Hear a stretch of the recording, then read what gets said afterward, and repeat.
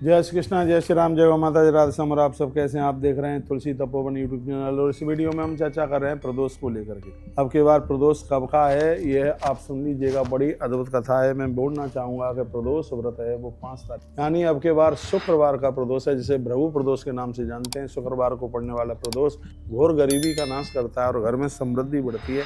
पूजा के टाइमिंग्स ठीक शाम को हैं। अभी मैं इसकी व्रत कथा भी आपको मैं सुना दूंगा। अभी मैं इसके टाइमिंग्स बता दूं।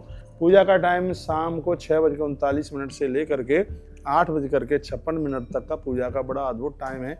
इतने टाइम में आप अन्न वगैरह न लिया करें। जब तक प्रदोष का काल होता है उस समय आप न लें। यदि आप फलाहार भी लेते हो तो फिर 8:56 के बाद ही लीजिएगा।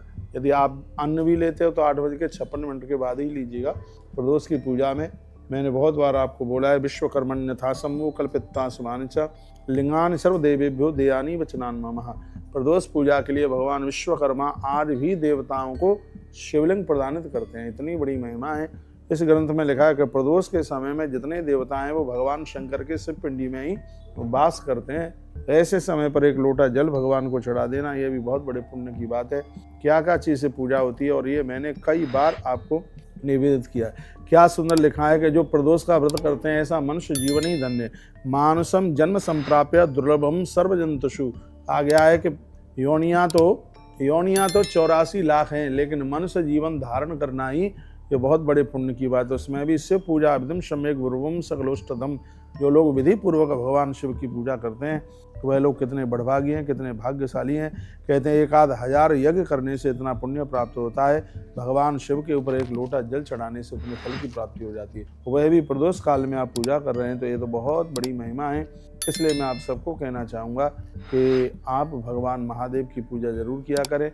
लिखा योर शिवलिंगम वही नित्यम भक्त परायण तस वही सफला सिद्धिम न सपापी प्रमुच्यते। भगवान शंकर के दर्शन करने मात्र से भक्ति बढ़ती है, जीवन सफल होता है और सभी पाप जल करके राख हो जाते हैं। लिखा है जो भक्ति परायण मनुष्य शिवलिंग की नित्य पूजा करता है उसको सिद्धियां प्राप्त हो जाती हैं और वह पापों में लिप्त नहीं होता, वह पापों से मुक्त हो जाता है। और मैं एक बार फिर निवेदन करूंगा, जिस दिन जो तिथि पड़ती है उस दिन का प्रदोष माना जाता है। सोमवार के दिन प्रदोष पड़ता है उसे सोम प्रदोष कहते हैं। मंगलवार को भौम प्रदोष, बुधवार को सौम्यावारी या बुध प्रदोष, और बृहस्पतिवार को गुरु प्रदोष, शुक्रवार को वो है भृगु प्रदोष, उसके बाद शनिवार को शनि प्रदोष और रविवार को भानु प्रदोष या रवि प्रदोष के नाम से जाना जाता है। तो मैं ये भी बता दूं कि सोमवार को प्रदोष पड़े वो इष्ट सिद्धि दे देता है।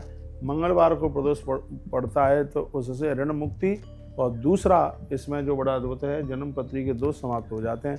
बुधवार को जो प्रदोष पड़ता है इससे लोग राजा बन जाते हैं, राजनीति में जाते हैं, माता पिता की सेवा करने वाले होते हैं। गुरुवार को प्रदोष का व्रत करने वाले लोग वैज्ञानिक बन जाते हैं, बहुत ज़्यादा विद्वान बनते हैं।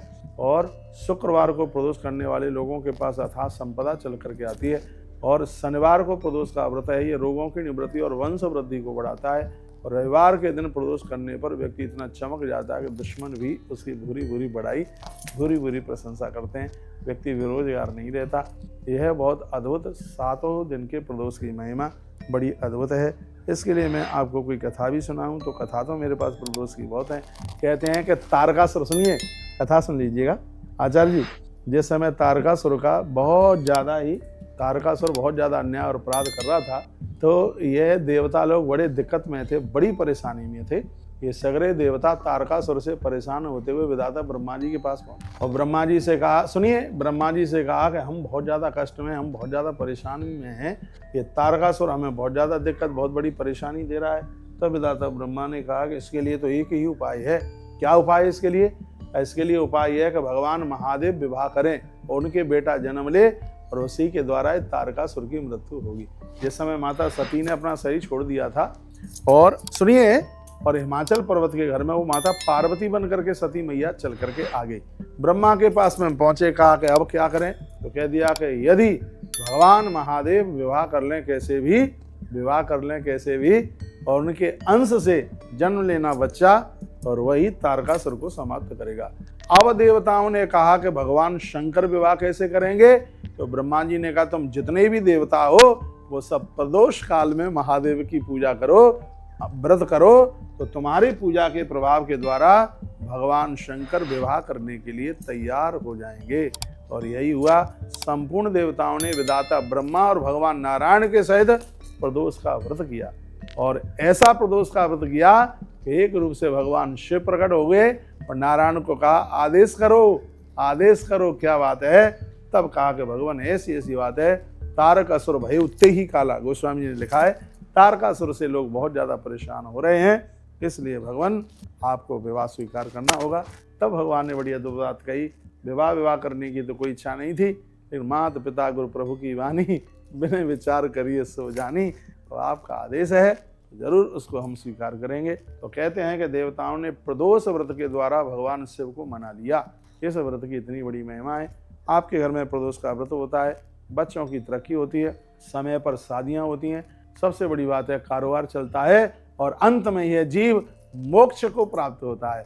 ये महिमा प्रदोष की है, चारों पुरुषार्थों को देने वाला यह प्रदोष है। ततश्च शंकरम सत्याः वर्णन किया गया कि स्वयं भगवान शंकर कहते हैं कि जो मेरा प्रदोष का व्रत करेगा उसके जीवन में किसी भी चीज़ की कमी नहीं रहने दूंगा। सुवाख्यम परम कर्म निर्विघ्नं सर्वदा भवेत्। मृत्यु लोक में निर्विघ्न रूप से उसके सभी कर्म पूरे होंगे और अंत में वह मेरे धाम को प्राप्त होगा।